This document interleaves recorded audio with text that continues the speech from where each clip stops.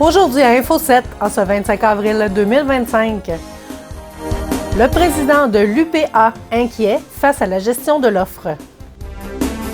Des activités de nettoyage organisées partout sur le territoire. On parle du bilan du Drakkar avec Maxime Jourdouin.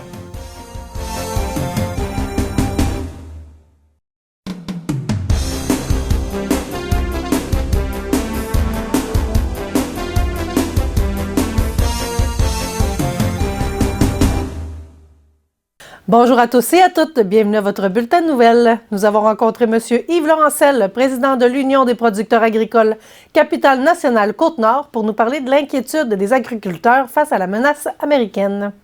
On vous a demandé de venir aujourd'hui pour nous parler des tensions que l'UPA a face aux incertitudes commerciales avec les États-Unis et la gestion de l'offre. C'est un gros dossier. C'est un gros dossier. Écoutez, c'est sûr qu'avec ce qui se passe, on n'a jamais vécu ça. Il y a toujours eu une relation assez de bon voisinage entre les États-Unis et le Canada.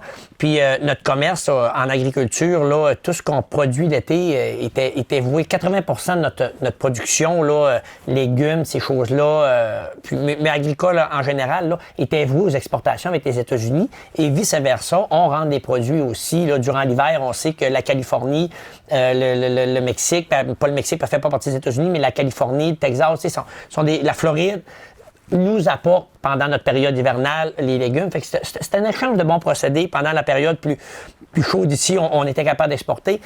Là, tout ça, ce lien-là est fragilisé. Il est fragilisé, puis ça stresse beaucoup là, présentement les agriculteurs parce qu'on ne sait pas vers où on se dirige. Est-ce qu'on s'en va dans un mur? Est-ce que les bonnes relations, même si le gouvernement n'est pas coopératif, est-ce qu'on va avoir des partenaires aux États-Unis, des marchés d'alimentation, des grandes chaînes, des bannières qui vont continuer de travailler avec nous? Là, c'est une incertitude pour la prochaine année. Mais je te dirais qu'on le voit avec le temps. Ce qui nous stresse beaucoup, c'est notre gestion de l'offre. C'est notre fameuse gestion de l'offre. Les quatre grandes productions, c'est ces 5 productions. Là. C'est le lait, l'élevage de volaille, le dindon avec le poulet, les œufs de consommation et les œufs d'incubation. La gestion de l'offre, qu'est-ce que ça fait? C'est que ça protège la production agricole pour pas qu'il y ait une surproduction. Fait qu'on produit pour la consommation réelle du Canada en tout temps. Puis, qu'est-ce que ça fait? C'est que s'il y a augmentation de la population, bien là, on va revoir le volume de production, puis on va ajuster le volume de production, mais il n'y a jamais de surproduction. À la dernière entente, quand il y avait eu justement ce que M. Trump était président à son premier mandat, il y avait eu une ouverture, puis là, on avait négocié fort pour le bois, l'aluminium, puis l'agriculture avait été sacrifiée un peu. On avait perdu là, des pourcentages de notre gestion de l'offre qui a été cédée. Puis là, bien, souvent, la gestion de l'offre a la mauvaise presse parce que les gens disent « Ah, c'est subventionné ». Ça, c'est faux. En partant, là, la gestion de l'offre, ce n'est pas une agriculture qui est subventionnée. La gestion de l'offre, c'est un beau modèle parce que ça garantit aux producteurs d'avoir le juste prix. Ça garantit au consommateur, lui, de payer le juste prix pour le produit lequel il achète.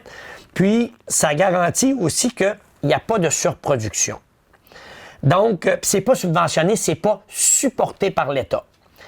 Quand les gens nous disent, tu sais, on écoute beaucoup à télé, c'est un site, on écoute des économistes, puis là, il y a des économistes qui nous disent, oui, mais là, à la dernière entente, les agriculteurs ont eu des milliards sur la table. Là, un certain M. Charlebois, qui est enseignant dans une université des Maritimes, là, qui dénigre beaucoup la gestion de l'offre. C'est vrai qu'il y a eu des fonds, mais les fonds qui ont été donnés, là, ils n'ont pas été donnés pour subventionner la gestion de l'offre. Ils ont été donnés parce qu'on a perdu les futurs. Les futurs, c'est quoi? Les futurs, c'est la population du Canada, elle augmente tout le temps. Il y a 10 ans, on était 32 millions au Canada. Là, on est 40 millions. On est passé 40 millions de population. Donc, pour nous, les futurs, c'est ça. C'est la croissance de la population et la gestion de l'offre, elle, la production augmente avec la croissance de la population canadienne. Donc, on a perdu des parts de cette croissance-là. Les producteurs, eux, ils ont fait des investissements par le passé en fonction d'avoir une croissance soutenue annuellement, là, par la croissance de la population. Et là, du jour au lendemain, dans une entente commerciale, on coupe cette croissance-là parce qu'on la donne à nos voisins aux États-Unis, on la donne dans une entente avec l'Union européenne pour qu'eux envoient, parce que c'est des échanges. Là.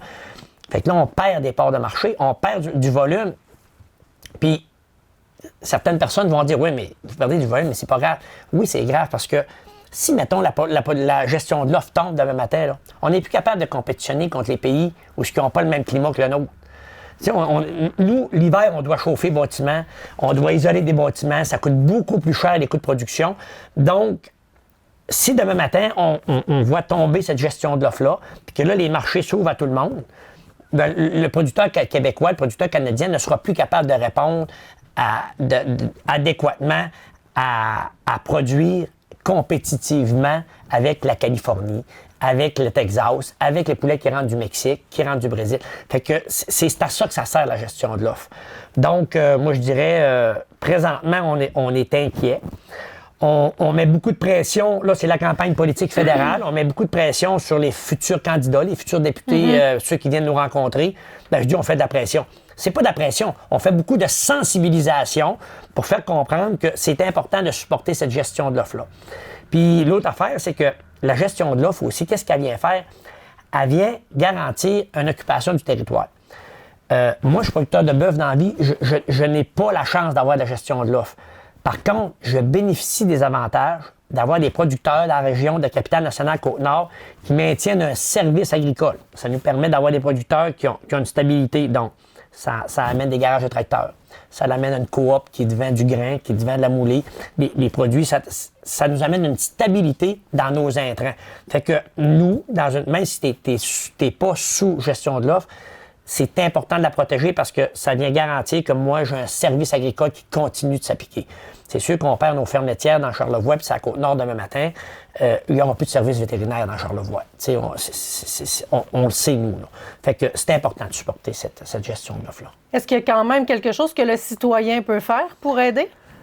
Bien, je dirais qu'aujourd'hui, les citoyens, ils font bien, mais il faut continuer à le faire, c'est l'achat local. C'est l'achat local, c'est de comprendre qu'à chaque fois que tu achètes un produit québécois, puis ça ne s'arrête pas juste au produit québécois, c'est produits canadiens. Parce que même si certaines personnes on veut se séparer ou qu'on veut rester dans le Canada, peu importe nos allégeances politiques, on fait partie d'un Canada, on a un système qui est unifié Canada. Donc, oui, on commence par acheter local. L'été, tu as accès à un maraîcher près de chez toi, tu as accès à quelqu'un qui vend des œufs de poule en liberté, un petit quota, on en a un sur la Côte-Nord. Fait que, ça, c'est l'achat local. C'est important de supporter ça. Deuxièmement, c'est l'achat québécois. Quand tu vas à l'épicerie, de faire sûr que tes produits que tu achètes, que ce soit ton fromage, puis surtout tes produits laitiers, c'est facile. Les produits laitiers, il y a la petite vache bleue. Ça, c'est bien important de reconnaître la vache bleue. Si elle est là, ça te garantit un produit, bien, on le dit canadien parce que c'est une gestion de l'offre, c'est canadien, mais ça te garantit un produit qui vient de chez nous. Mais soyez pas inquiets. Quand tu vas chercher une pinte de lait à l'épicerie, tu vas chercher ton yogourt, tu vas chercher ton fromage, ça vient pas de Vancouver. Le système est fait que le lait est transformé près de nos centres.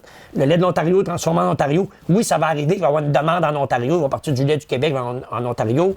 Il va y avoir une baisse de production au Québec, le lait de l'Ontario va venir un peu au Québec, mais à 98 % du temps, c'est le lait de vos fermiers autour qui s'est transformé dans des usines proches. Fait que ça, c'est important.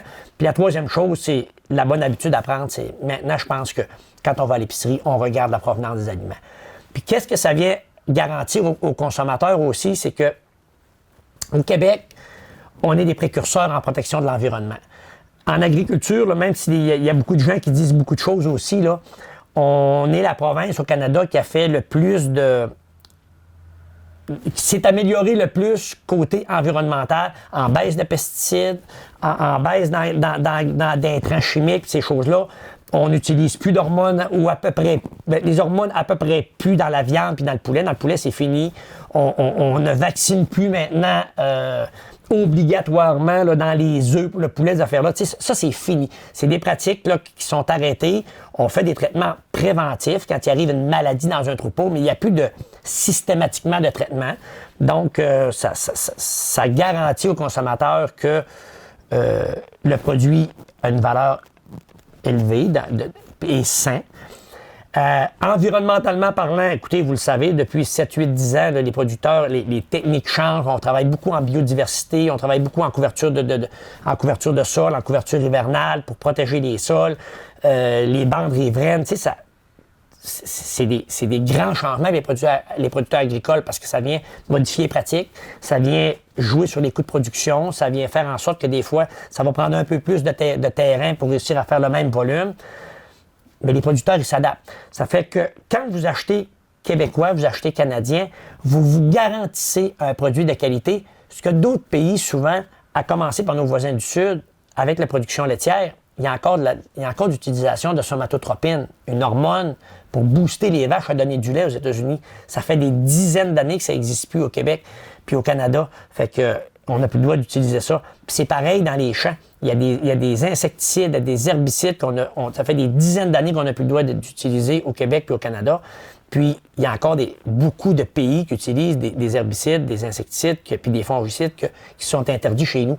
Fait que à chaque fois, vous mangez des produits qui arrivent d'ailleurs, bien, vous vous posez la question. Mais tu sais, tu prends un produit qui arrive. Tantôt, je nommais qu'on avait des échanges avec la Californie. La Californie est un bel exemple. La Californie est un État aux États-Unis qui a fait énormément de travail sur la baisse d'insecticides, la baisse d'herbicides. Ils ont un côté beaucoup plus vert qui ressemble à nos valeurs à nous. Fait que souvent, quand on va voir des échanges commerciaux de légumes, ces choses-là, avec le Québec et l'Ontario, ça va beaucoup vers la Californie. C'est plus similaire. Fait que ça va aller beaucoup. Beaucoup de légumes vont s'en aller vers la Californie.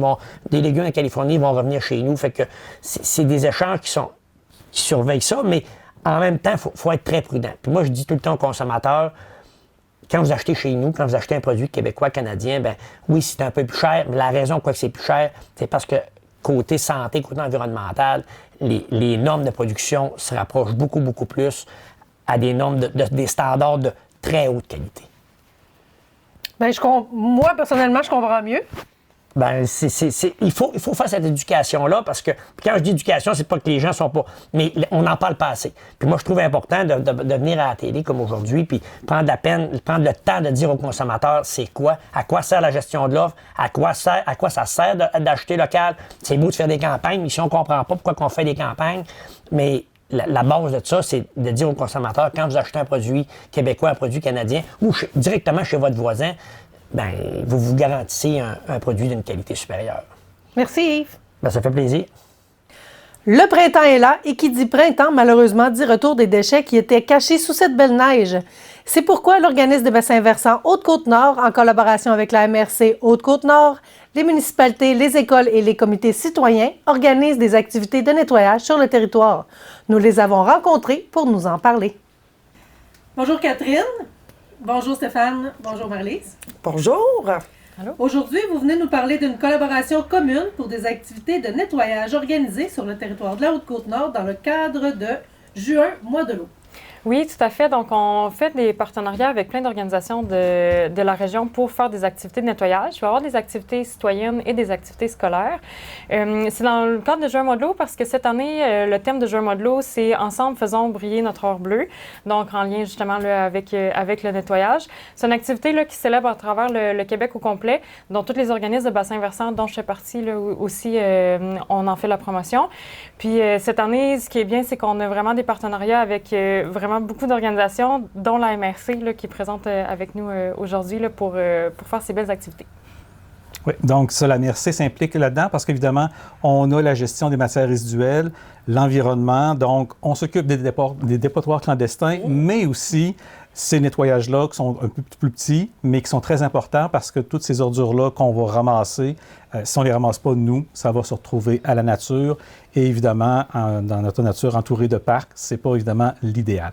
Donc, on a des demandes, soit des écoles, soit des citoyens, comme Marie-Luc, qui va vous parler de son initiative qu'elle a à Sacré-Cœur. Absolument. Donc, nous, de notre côté, bien, c'est sûr que il faut dire, j'avais quand même les bons contacts là, pour mener à terme le projet. Nous, c'est vraiment un projet familial qu'on a décidé de mener tous ensemble puis se dire pourquoi pas faire une bonne action. Parce que moi, dans ma belle famille, mais aussi dans ma propre famille, on a toujours eu l'environnement à cœur. Moi, ma mère m'a toujours transmis des valeurs là, environnementales super fortes. Donc, c'était comme tout naturel là, de présenter un projet comme ça. Donc, ma belle famille s'est dit pourquoi pas en profiter. puis aller faire des nettoyages de dépotoirs. Donc, on a dit oui, let's go, on s'y met. Donc, j'ai communiqué avec Catherine de l'organisme des bassins versants de la Haute-Côte-Nord, mais aussi avec mon collègue Stéphane, parce que la MRC qui peut aider, d'ailleurs, et je le précise, il peut aider les citoyens ou les organisations qui voudraient mener ce genre de projet-là, ce type d'initiative-là. On est là pour les accompagner, les soutenir, que ce soit en matériel, en main-d'œuvre, tout ça. Donc, communiquez avec nous pour voir de quelle façon on peut contribuer, nous, comme organisation. Mais là, si je reviens à l'initiative citoyenne, donc c'est vraiment une idée comme ça qui est apparue. Puis on s'est dit, let's go, on s'y met. Donc, on va être à peu près, écoute, juste mes 2 familles, des citoyens, des organisations. On est rendu quasiment à une 30-40aine dans cette initiative-là qui aura lieu le 31 mai prochain. Donc, on se déplace du côté de Sacré-Cœur et on a ciblé un terrain bien précis parce que l'année passée, on avait vu une photo d'un petit castor qui était dans les déchets de ce petit ruisseau-là. Puis on s'est dit non, on peut pas laisser ça comme ça. C'est comme la photo qui a tout parti de notre projet. Donc, c'est le cours d'eau de l'église. C'est celui qui passe en plein milieu du village de Sacré-Cœur. Et nous, on va se diriger à partir du ponceau en plein milieu et on va se diriger jusque vers l'ancien terrain de camping où vers l'éco-centre. Donc, ça va nous faciliter la chose pour le ramassage des matières. Puis à la gang, on peut faire de belles et grandes choses. Donc, c'est pourquoi que, oui, nous, on le fait, mais on invite tous les citoyens de la Haute-Côte-Nord à faire des initiatives de ce type-là, justement, pour aider notre nature et notre environnement à remettre ses plus belles couleurs et, dans le fond, l'enlever de tous ces déchets.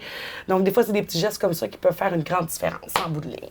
Et moi, je vais ajouter, si jamais vous êtes témoin, si vous découvrez un dépotoir clandestin, vous pouvez le signaler, soit en appelant la MRC ou en allant sur le site de Combattez le fléau. Ouais. Vous prenez quelques photos, vous décrivez qu'est-ce qu'il y a exactement, puis après ça, nous, on va éventuellement essayer d'aller ramasser ces détritus-là qu'on va retrouver.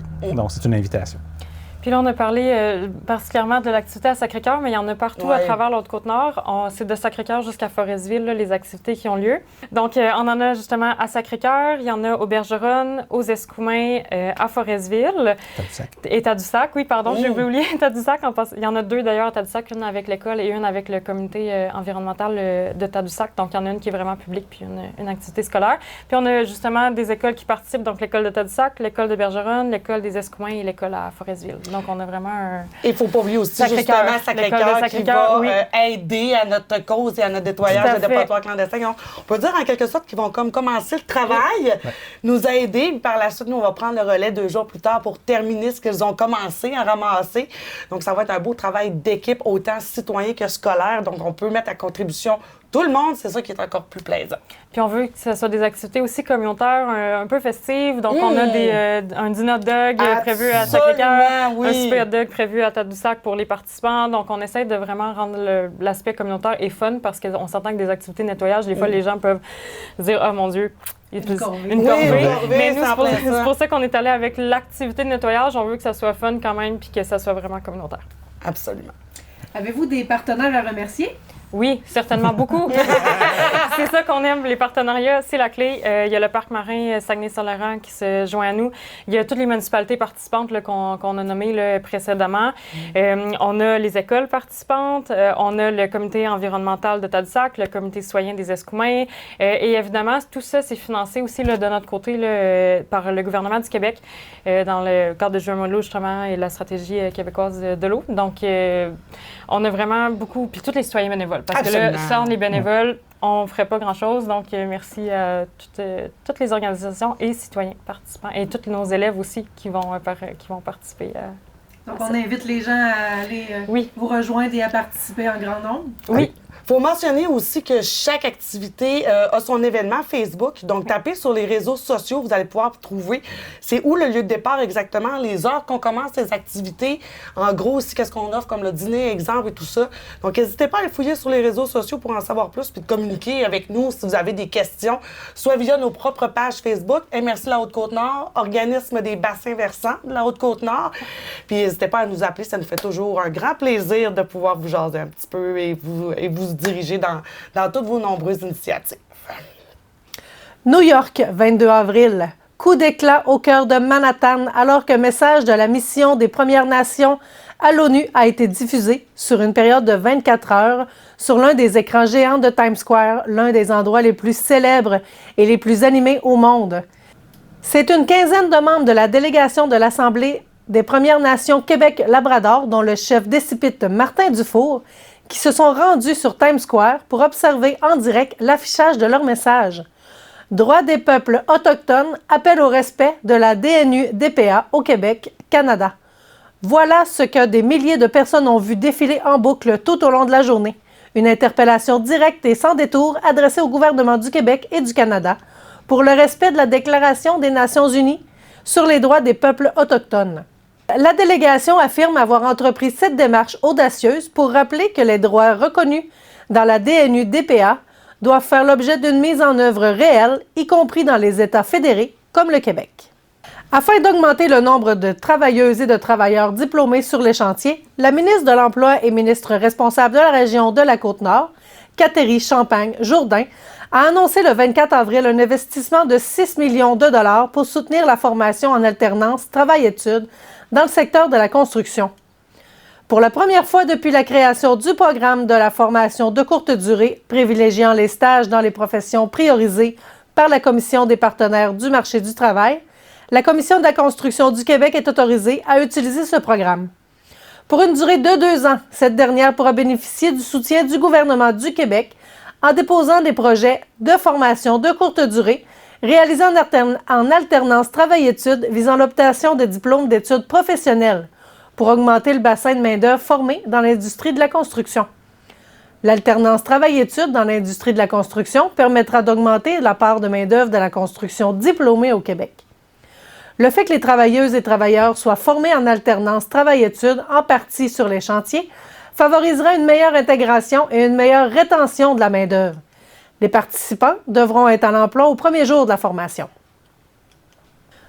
Aujourd'hui, c'est un investissement de 6 millions de dollars que j'annonce pour permettre, pour la toute première fois, à la Commission de la construction du Québec de bénéficier de soutien du gouvernement pour former des travailleurs qui pourront travailler sur les chantiers tout en réalisant leurs études. C'est une autre façon de répondre aux besoins des entreprises d'ici et d'augmenter la main-d'œuvre qualifiée qui sera plus productive sur les chantiers.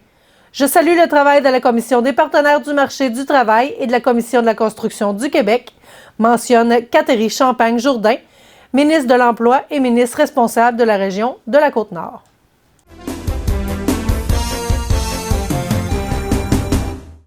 Allô Maxime! Bonjour Julie. Du côté des sports, tu es venu nous parler des inscriptions du côté des SPIT.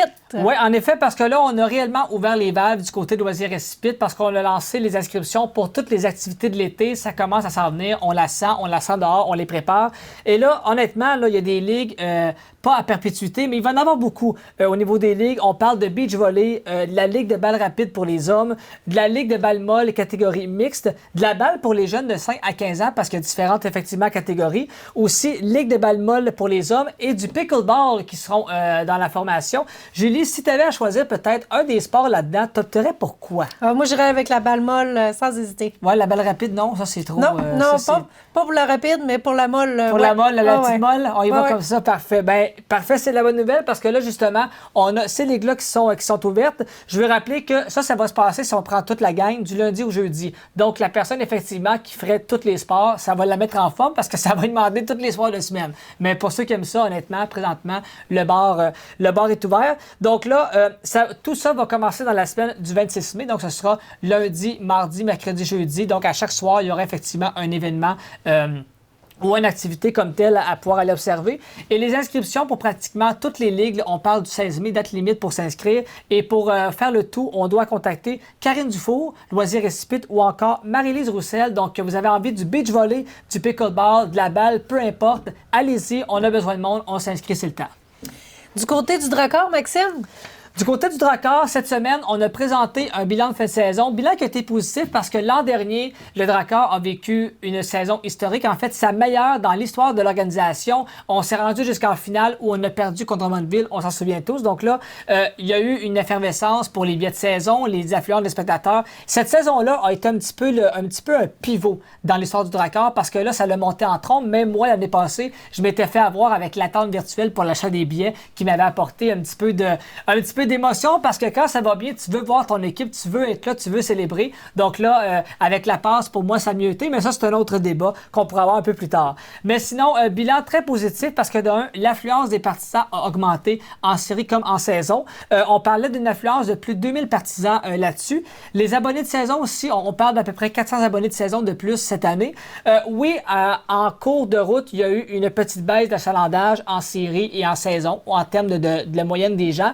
Mais Julie Dubé, qui est la présidente du CA, a mentionné quand on dépasse la barre des 2000 partisans et plus, normalement, là, on est dans la cible, dans le target qu'on pourrait avoir. Donc là-dessus, ça a été bénéfique. C'était quand même une bonne nouvelle. Oui, c'était une très, très bonne nouvelle. L'implication communautaire qui a été augmentée, on s'est beaucoup impliqué, puis entre autres, le joueur Anthony Lavoie également, qui lui a donné beaucoup d'heures à sa communauté. Donc, ça a fait vraiment un beau bénéfice de la part de l'équipe.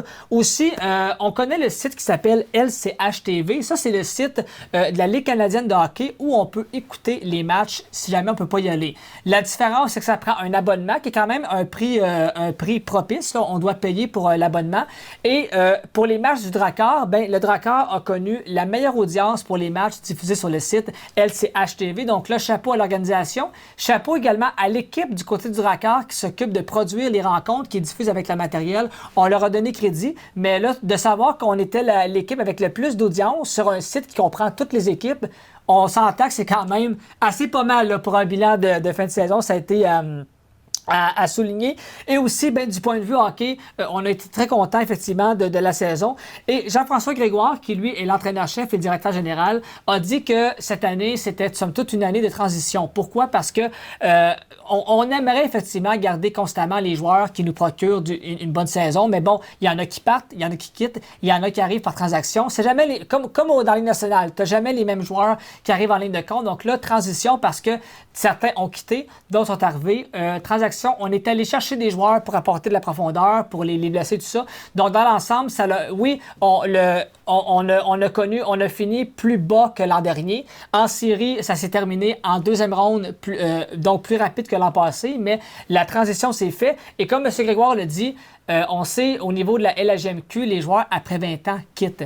Au niveau de la nationale, c'est 30 ans. On aimerait ça, garder les joueurs jusqu'à 30 ans, mais ce n'est pas le règlement. Donc, constamment, il faut, sans dire qu'à chaque année, on est en le thème reconstruction, mais du moins, à chaque année, il faut tout de même recommencer, si on veut, pas la base, mais avec des nouveaux joueurs, les intégrer au dynamisme de l'équipe. Donc là, prochainement, ce sera le repêchage pour apporter des joueurs qui ont l'identité du Drakkar, donc travailler la persévérance et aussi s'imprégner de l'identité de ce que l'équipe offre. Pour la prochaine saison. Pour la prochaine saison. Donc, j'ai hâte de voir ce que ça va donner. Donc, mais là, le point positif, c'est que la plupart des joueurs que l'équipe a connus cette saison seront de retour, excepté, il y a 3 joueurs, là, sans me tromper, eux, qui vont quitter l'an prochain parce qu'ils ont atteint l'âge maximal de la Ligue. Mais sinon, l'ensemble des joueurs, logiquement, à moins de transactions ou autres, seraient de retour, effectivement, avec l'équipe 25-26. OK. Bien, merci, Maxime. Avec grand plaisir.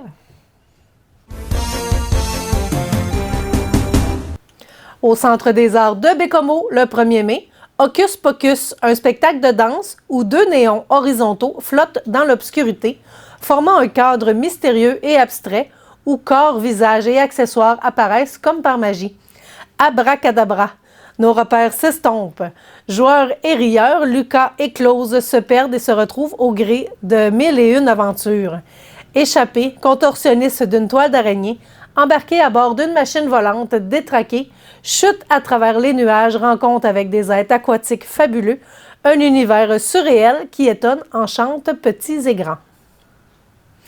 N'oubliez surtout pas notre bingo TVR7 de ce dimanche 27 avril. Bingo qui vous offre 2 850 $ en prix. Les carnets 6 faces sont au coût de 13 $ et les bonanza 3 $ en vente à tous les endroits habituels. L'équipe de TVR7 vous remercie de nous suivre. On se retrouve à la semaine prochaine pour un autre bulletin de nouvelles sur nos ondes.